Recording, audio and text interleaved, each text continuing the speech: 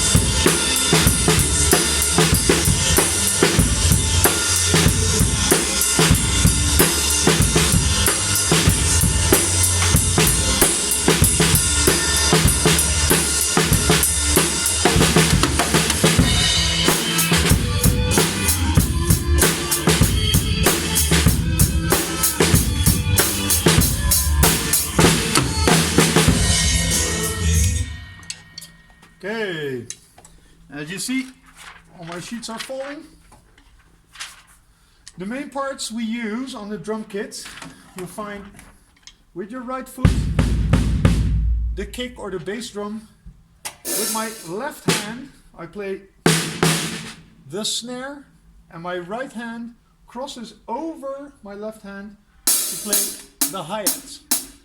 The hi-hat also has a foot pedal, so I can lift it up and make it sound really bright, or I close it with my foot, and the more pressure I put on it, the softer it sounds. Yeah? The toms and floor tom I use mainly during what I call a fill or a break, a booga-dooga-dooga-dooga. We'll see that in a minute. The crash is used only as a marking point to go from one part of the beat to the next. And the ride is a sort of a crash, but it sounds a bit softer. The ride is usually used for the chorus. The hi-hat is usually used in the verse. And the difference between the verse and the chorus is, of course, the chorus is the part of a song that repeats itself. The verse is something that's different every cycle in the song. So, I'm gonna show you with the camera a little bit of the PowerPoint. I have it here. Let me see. This is a PowerPoint you'll see in your mail soon. Check it out. Okay, what you see here is the three instruments that we usually use: the hi-hat, the snare, and the bass. In the next picture, oops, let's see if I can get to the next picture. Yeah, you'll see it written down like this. These are 4 counts, and they're all played in 8th notes. So you have 8 of these notes in a 4 time measure. So you have 1, 2, 3, 4. So you play this part that you see here twice.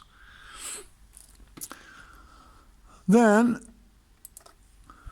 you also heard me do this. This is a fill. After playing the regular beat, we get to a fill, and here you see we use 16th notes. So that's twice the speed. Ba-ta-ta-ta, ba-ta-ta-ta. Then after the fill, you can play the fill, by the way, on any tom or snare or floor tom that you like.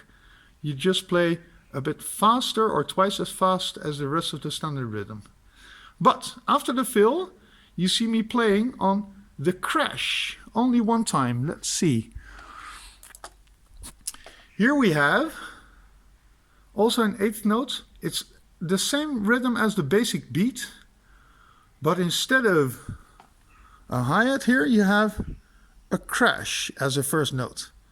So the hi-hat doesn't play together with the bass, but the crash plays together with the bass. And then we just keep on continuing playing the hi-hat. Yeah, you'll also see, and I'll just show you here, another beat, and we call this a hip-hop beat. This is a 4/4 time signature, completely filled. So there's 1, 2, 3, 4, or 1, 2, 3, 4. But here you get the kick and the snare. The snare is at the same place always, but the kick, the second kick is earlier. So you get.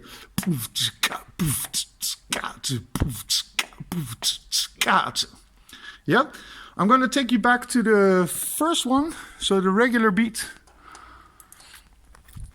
See how we play this.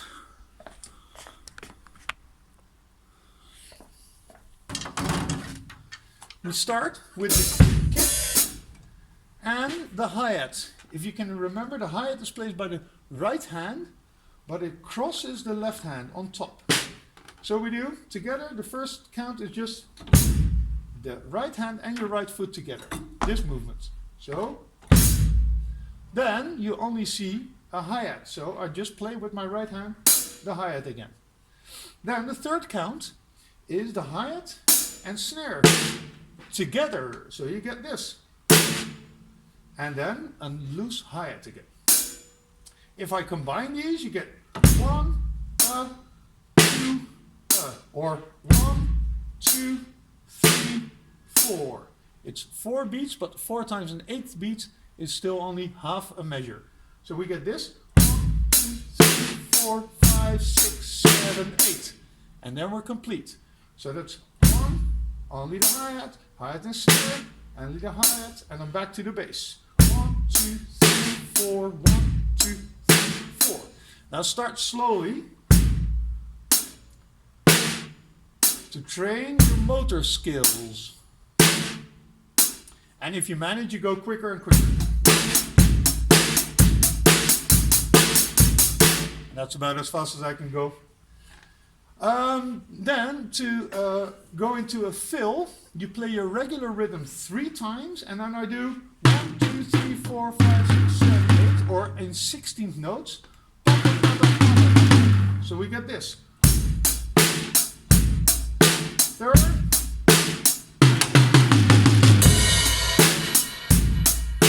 Here it goes again.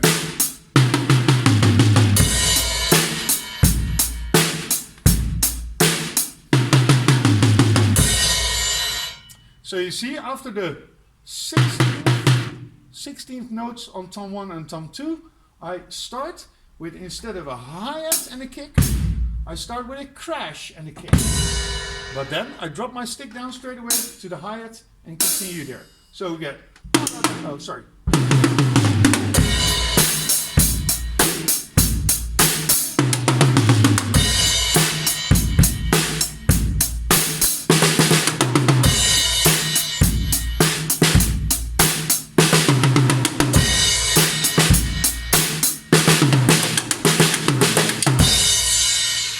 Etc. And then for those who feel like they want to try a little bit more, there's also the hip hop beat, which is 8 full counts and goes like this. 1, 2, 3, 4, 5, 6, 7, 8. 1, 2, 3, 4, 5, 6, 7, 8. So now you have, on the 4th count, you have another bass instead of on the 5th. And it sounds cool if I use my stick the other way around, lay it on my snare like this, and make it sound like that. We call that a rim click. And then you get this.